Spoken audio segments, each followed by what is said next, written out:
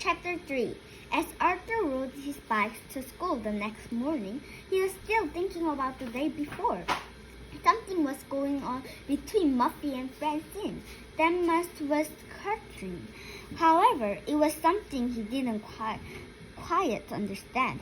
Of course, there were times when it was safer not to understand these things. The promise was figuring out what time were watch. Binky was waiting for him at the bike rack. "Hi, Binky," says Arthur. "Good morning, lover boy. Where's your girlfriend?" "My what?" "Your girlfriend." Arthur folded his arms. "What girlfriend?" he asked. "I give you a little hint. Her initials are FF.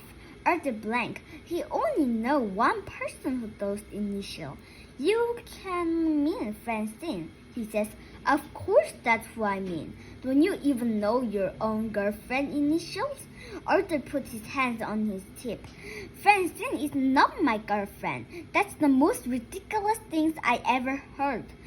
"Oh, don't worry. Your little secret is safe at me." "It's not a secret. There's nothing to have a secret about." Binky winked at him. "I get you, Arthur." "No, you don't," says Arthur, shaking his head as he walked away. Sometimes it was the easiest not to argue with Binky. Arthur and Francine sitting in a tree, Binky blowing after him. "KSNI. Wait a minute. Is that KSI? Oh, well, you know what I mean." Arthur didn't even turn around. Arthur was still shaking his head when he got to his locker. He looked over at Francine, who was 3 lockers away. The thought of them and her, the two of them together, was ridiculous.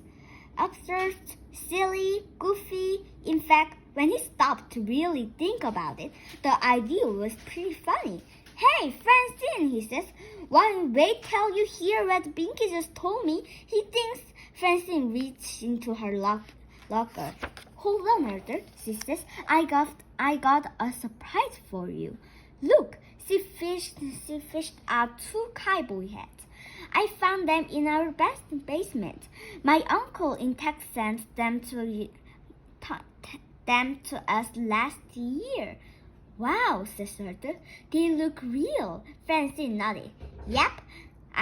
I'm sure they're spending a lot of time out on the range, rounding up the little doggies." "Doggies? No, doggies. That's cattle," Francine explained. "Don't ask me why anyway.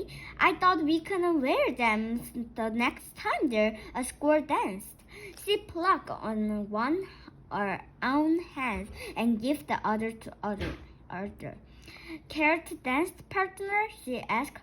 Arthur put the hat and tugged at the brim. "Be right proud, man." They laughed and did a little twirl.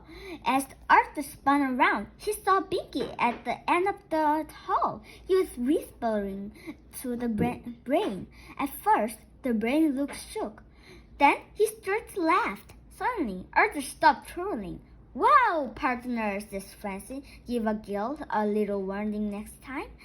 "Sorry," says Arthur. "I was getting a little dizzy." "Okay, by the way, what was if you really want to tell me? Something about Binky, I think." "Oh, it's not important. I'll tell you later." He gave the cowboy hat back to Francine and hurried into the classroom.